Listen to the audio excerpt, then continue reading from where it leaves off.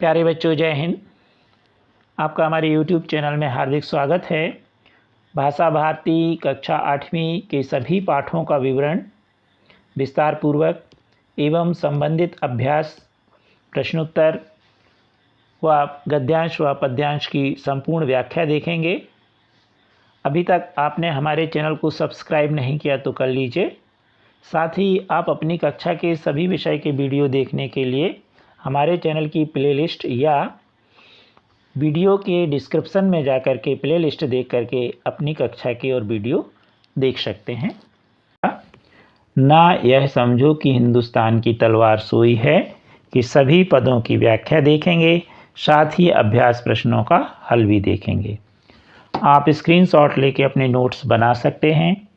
अपनी कक्षा के सभी विषय के वीडियो देखने के लिए हमारे चैनल की प्लेलिस्ट में जाकर के आप अपनी कक्षा के सभी विषय वीडियो देख सकते हैं। साथ ही अभी तक आपने हमारे चैनल को सब्सक्राइब नहीं किया तो कर लीजिए, हमारे वीडियो को लाइक कीजिएगा। अब हम देखें पाठ 13, ना यह समझो कि हिंदुस्तान की तलवार सोई है का पहला पद्यांश।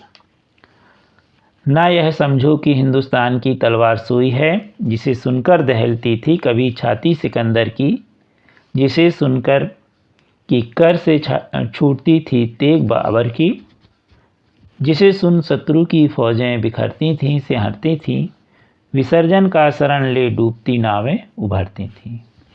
हुई नीली की उसकी चोट से आकाश की छाती, ना यह समझो कि अब रण बांकुरे हुक्कार सोई है, ना यह समझो कि हिंदुस्तान की तलवार सोई है। तो इसके जो कवि हैं वो हैं राम कुमार चतुर्वेदी चंचल जी। तो संदर्भ अगर हम देखें तो इसका संदर्भ होगा प्रस्तुत पद्यांश हमारी पाठ्य पुस्तक भाषा भारती के पाठ ना यह समझो कि हिंदुस्तान की तलवार सोई है से लिया है।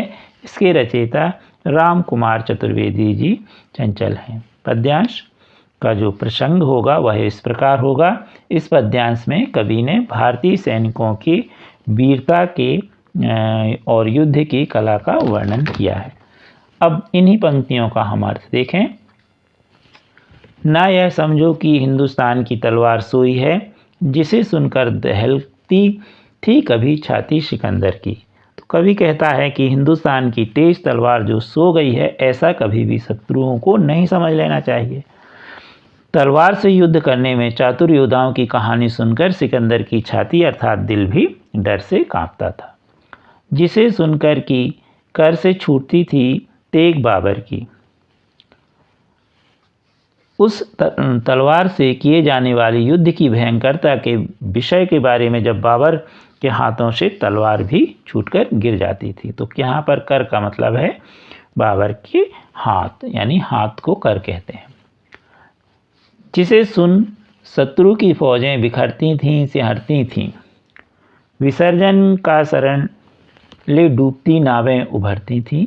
हुई नीली की उसकी चोट से आकाश की छाती, यह ना समझो कि अब रण बांकुरी हुक्कार सोई है, ना यह समझो कि हिंदुस्तान की तलवार सोई है। तो भारतीय योद्धाओं की तलवार के कठोर प्रहार के विषय में सुनकर शत्रुओं की जो सेना है वह तितर बितर इधर उधर भागने लगती थी, भय से रोमांचित होती थी।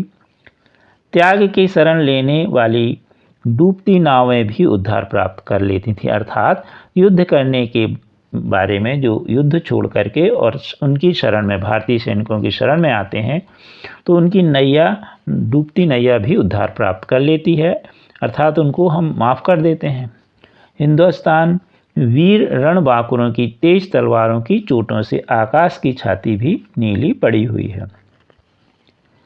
किसी को भी यह न समझ लेना चाहिए कि युद्ध में हिंदुस्तानी वीर सैनिकों की हुक्कार अर्थात गर्जना सो चुकी है। इसी के बारे में जो पद्यांश है उसकी व्याख्या भी यहाँ पर लिखी हुई है। आप स्क्रीनशॉट लेके और व्याख्या लिख लीजिएगा। अब हम देखें पद्यांश दूसरा कि जिसके अंश से पैदा हुए थे हर्ष और विक्रम, कि जिसके गीत गाता आ रहा संवत्सरों का क्रम, कि जिसके नाम पर तलवार खींची थी शिवाजी ने, किया संग्राम अंतिम श्वास तक राणा प्रतापी ने। किया था नाम पर जिसके कभी चित्तौड़ ने जौहर, न समझो कि यह धमनी में लहू की तलवार सोई है। तो यहाँ चा लिखा है, चा की जगह ना कर लीजिए। ना यह समझो कि हिंदुस्तान की तलवार सोई है। तो इसका जो प्रसंग और संदर्भ होगा यह पूर्व के अनुसार होगा। अर्थ इस प्रकार है, कवि कहता है कि यह हिंदुस्तान वह देश है जिसके अंश से ही महाराज हर्षवर्धन और विक्रमादित्य ने जन्म लिया। अर्थात यहाँ महाराजा हर्षवर्धन और विक्रमादित्य जैसे वीर राजाओं ने जन्म लिया, जिसके गीत गाता आ रहा संवत्सर का क्रम। आज तक बीते हुए वर्ष, जितने वर्ष बीत गए, संवत्सर अर्थात वर्ष, तो उनके जैसे 2023 चल रहा, 2024 ऐसे ही संवत्सर हिंदी में बोलते हैं सन को। तो ये क्या हो रहा है, पिछले वर्षों से ऐसे वीर योद्धाओं के गीत गाए जा रहे हैं कि जिसके नाम पर तलवार खींची थी शिवाजी ने। तो यहाँ पर हिंदुस्तान के नाम पर ही, अर्थात हिंदुस्तान की लज्जा बचाने के लिए महाराज शिवाजी ने अपनी तलवार खींच ली थी, अर्थात युद्ध करके हिंदुस्तान के गौरव की रक्षा की थी।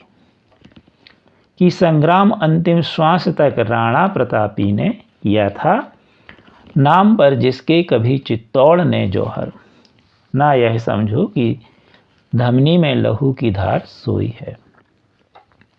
इसके लिए ही मेवाड़ के राणा प्रताप ने भी अंतिम श्वास तक भीषण युद्ध किया तथा चित्तौड़ ने भी हिंदुस्तान के नाम पर जौहर की परंपरा चलाई। हे शत्रुओं, तुम्हें भी यह न समझ लेना चाहिए कि भारतवर्ष के वीरों की धमनियों के अंदर बहने वाले रक्त की धारा, जो लहू है, वह सो गया है।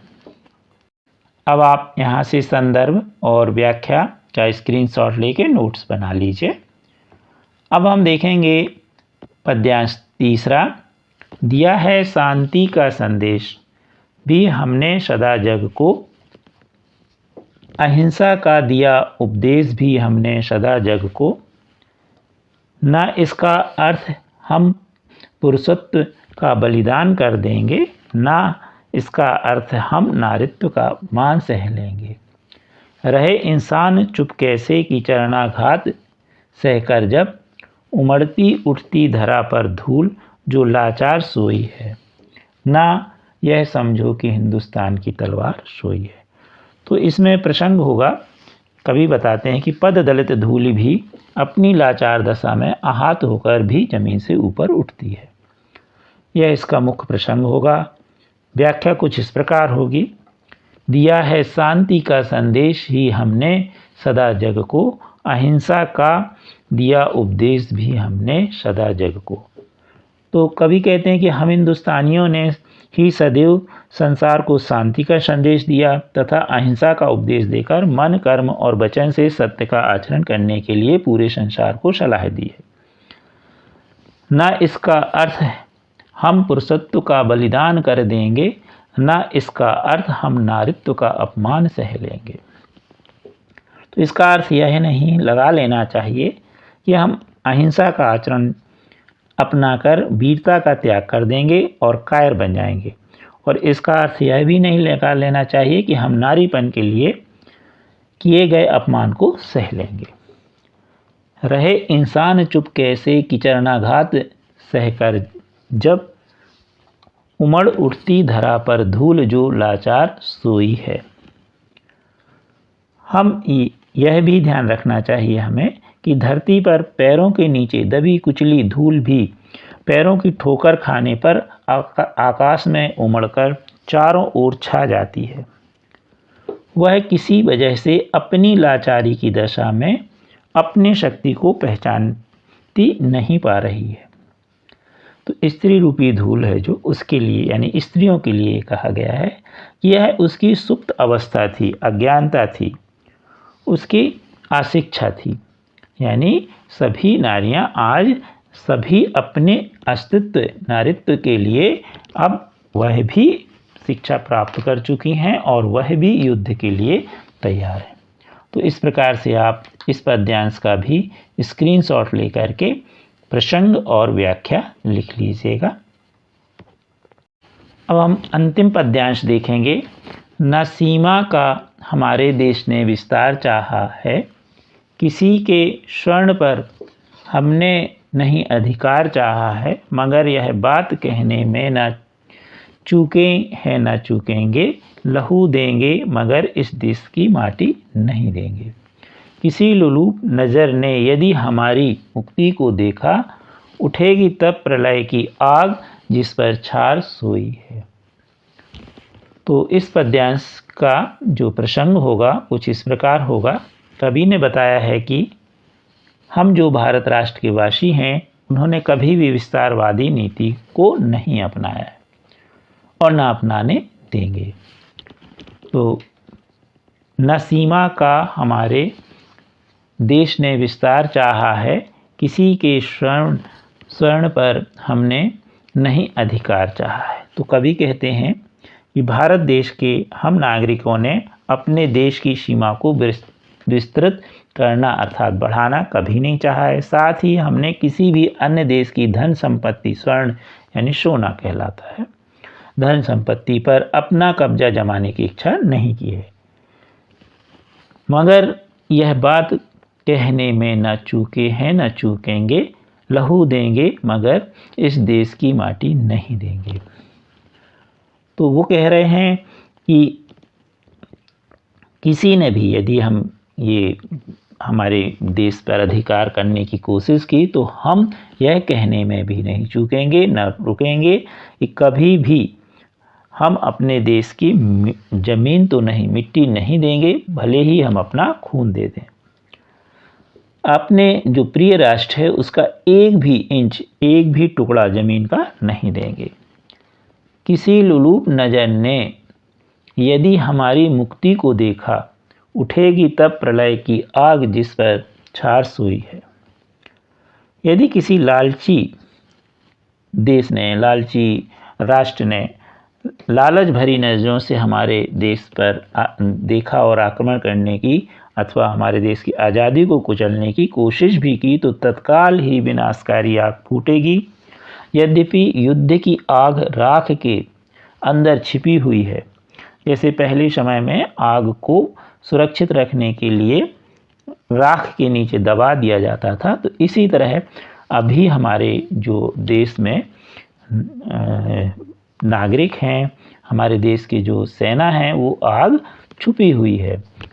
छार यानी जो राख कहना चाहिए, राख रूपी जो है उसके अंदर। कहने का तात्पर्य है कि हमारे अपने प्रिय देश की किसी लालची दृष्टि शत्रु के देश ने आक्रमण करने की कुचेष्टा भी की, तो उस समय विनाश लीला की आग चारों ओर फैल जाएगी। यद्यपि हम युद्ध नहीं चाहते, हम तो सदैव शांति के दूत रहे। तो अभी आपने इस अध्याय के सभी पद्यांशों की व्याख्या देखी। अब हम इसके अभ्यास प्रश्नों का हल देखेंगे।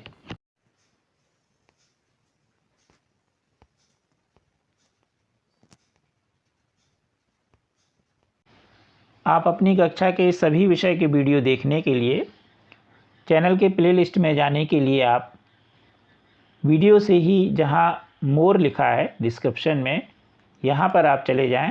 जैसे ही आप जाएंगे तो इस तरह से यह पेज खुल जाएगा।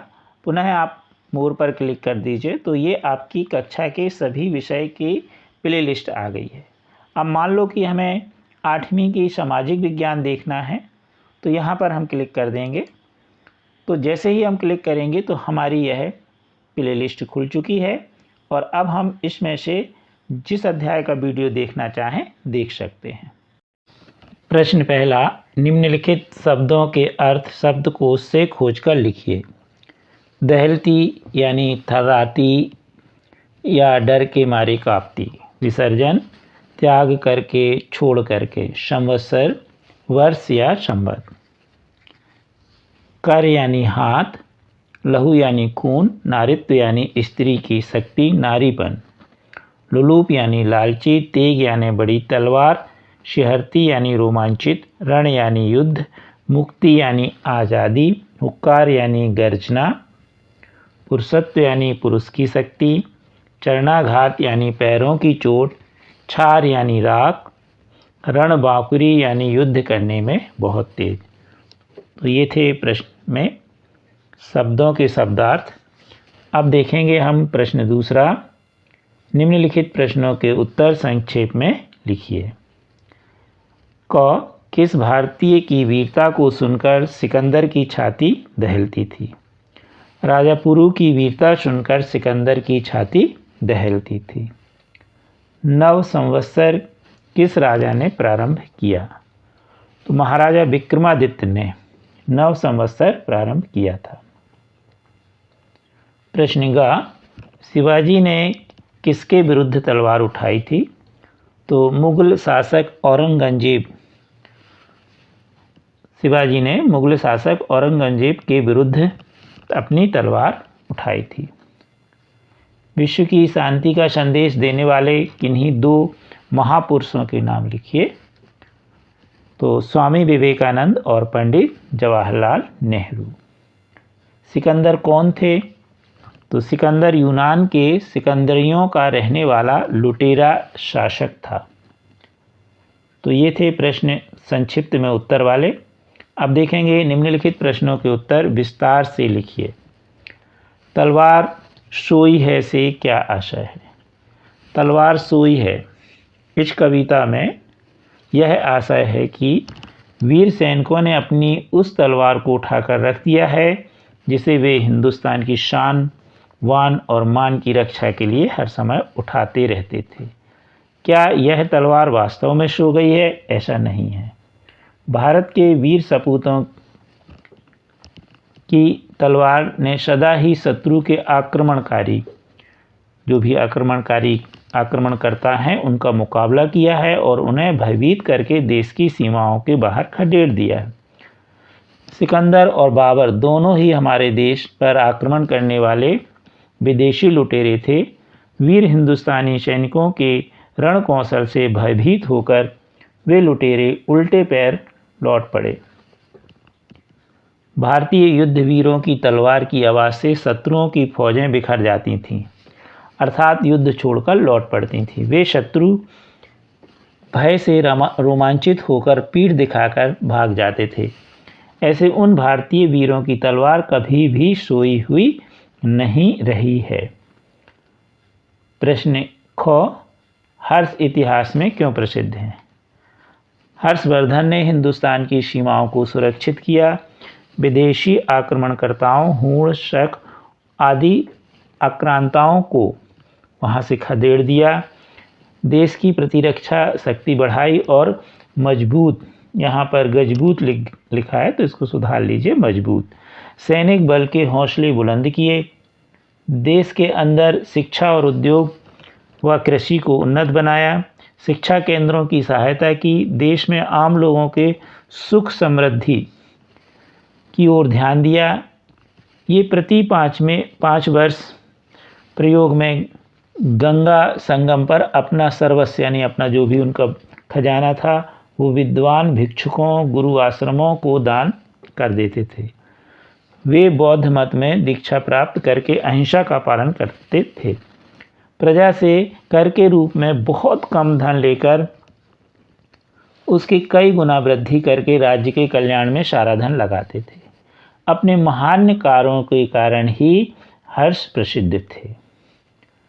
गा प्रश्न है, यदि किसी ने हमारी स्वतंत्रता छीनने का प्रयास किया तो हम क्या करेंगे?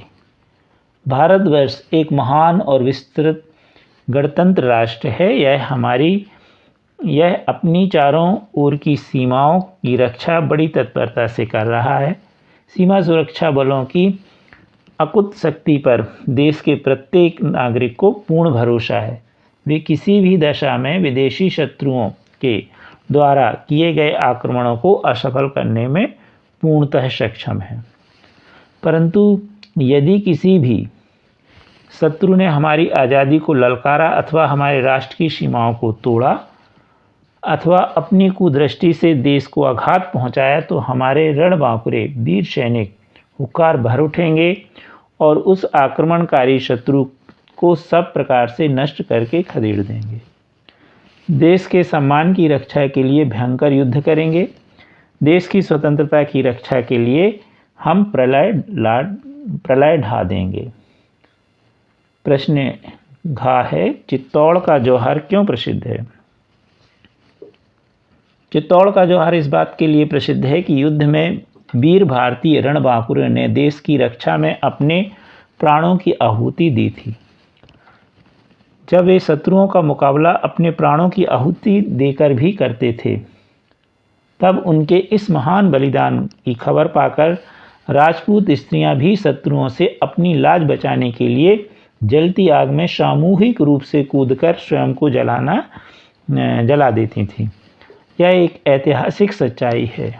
उन राजपूत वीर क्षत्राणियों के लोमहर्षक इस महाबलिदान की परंपरा कई वर्षों तक जीवित रही। प्रश्न डा, इस कविता से हमें क्या संदेश मिलता है? इस कविता से यह संदेश मिलता है कि भारतीय वीर सैनिक प्रतिपल देश की सीमाओं, आज़ादी और उसके सम्मान की रक्षा के लिए तैयार हैं। हर्षवर्धन का त्याग और वीरता, विक्रमादित्य की शिक्षा, प्रेम और भारतीय संस्कृति के विकास की स्मृति हमें संदेश देती है कि हमें सदैव ही अपनी संस्कृति विरासत को संपन्न बनाकर उसकी रक्षा करनी है। देश के ऊपर विदेशी आक्रांताओं से अंतिम श्वास तक लड़ते हुए अपनी आज़ादी की रक्षा का संदेश प्राप्त होता है। स्त्री और पुरुष दोनों ने ही देश के लिए अपने प्राणों का त्याग किया है। हम युद्ध प्रिय नहीं हैं, लेकिन प्रिय राष्ट्र की रक्षा के लिए महान से महान त्याग करने से पीछे नहीं हटते। हम भारतीयों ने कभी भी विस्तारवादी नीति नहीं अपनाई है, दूसरे देशों पर आक्रमण नहीं किया है, लेकिन जिस किसी ने भी देश की आज़ादी, उसकी सीमाओं को कुचलना तो हम उसका मुंहतोड़ जवाब उत्तर देंगे। अब देखें हम प्रश्न 4, निम्नलिखित पंक्तियों का संदर्भ सहित अर्थ लिखिए। तो इसके पहले आपने देखा कि सभी पंक्तियों का अर्थ हमने संदर्भ और प्रसंग सहित आपको समझा दिया है। अब यहाँ पर देखें, का लहू देंगे मगर इस देश की माटी नहीं देंगे। किसी लुलूप नज़र ने यदि हमारी मुक्ति को देखा, उठेगी तब प्रलय की आग जिस पर छार सोई है। तो कवि कहता है कि भारत देश के हम नागरिकों ने अपने देश की सीमाओं को विस्तृत करना कभी नहीं चाहा। साथ ही हमने किसी अन्य देश की धन संपत्ति पर भी अपना कब्जा जमाने की इच्छा नहीं की है, लेकिन बिना किसी चूक के यह बात करने से नहीं रुकेंगे तथा कभी रुकेंगे भी नहीं कि हम खून दे सकते हैं, लेकिन अपने प्रिय राष्ट्र की जमीन का एक भी टुकड़ा नहीं देंगे। यदि किसी लालच भरी दृष्टि वाले देश ने इस पर आक्रमण करने की अथवा हमारे देश की आज़ादी को कुचलने की कोशिश की तो तत्काल ही विनाश की आग फूट पड़ेगी।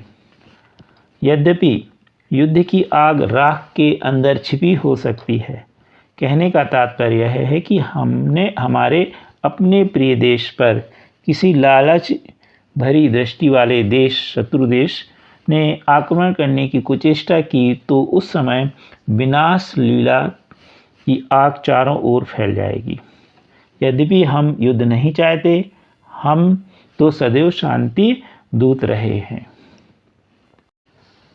खा नंबर पर है कि यह संग्राम अंतिम श्वास तक राणा प्रतापी ने किया था, नाम पर जिसकी कभी चित्तौड़ ने जौहर, ना यह समझो कि धमनी में लहू की धार सोई है। कवि कहता है यह हिंदुस्तान वह देश है जिसके अंश से ही महाराजा हर्षवर्धन और विक्रमादित्य ने जन्म लिया है। आज तक बीते हुए वर्षों से क्रमशः इसकी प्रशंसा के गीत गाए जाते रहे हैं। हिंदुस्तान के नाम पर ही अर्थात हिंदुस्तान की लज्जा बचाने के लिए महाराजा शिवाजी ने अपनी तलवार खींच ली थी, अर्थात युद्ध करके हिंदुस्तान के गौरव की रक्षा की थी। इसके लिए मेवाड़ के राणा प्रताप ने भी अंतिम श्वास तक, मृत्यु उपरांत तक भीषण युद्ध किया था तथा चित्तौड़ ने भी हिंदुस्तान के नाम पर जौहर की परंपरा चलाई थी। हे शत्रुओं, तुम्हें भी यह नहीं समझ लेना चाहिए कि भारतवर्ष के वीरों की धमनियों के अंदर बहने वाला रक्त यानी खून की धारा सो गई है। तो आपने देखा इस पाठ के सभी पद्यांशों का अर्थ एवं अभ्यास प्रश्नों का संपूर्ण हल। कृपया हमारे चैनल को शेयर सब्सक्राइब अवश्य कीजिए। Thank you.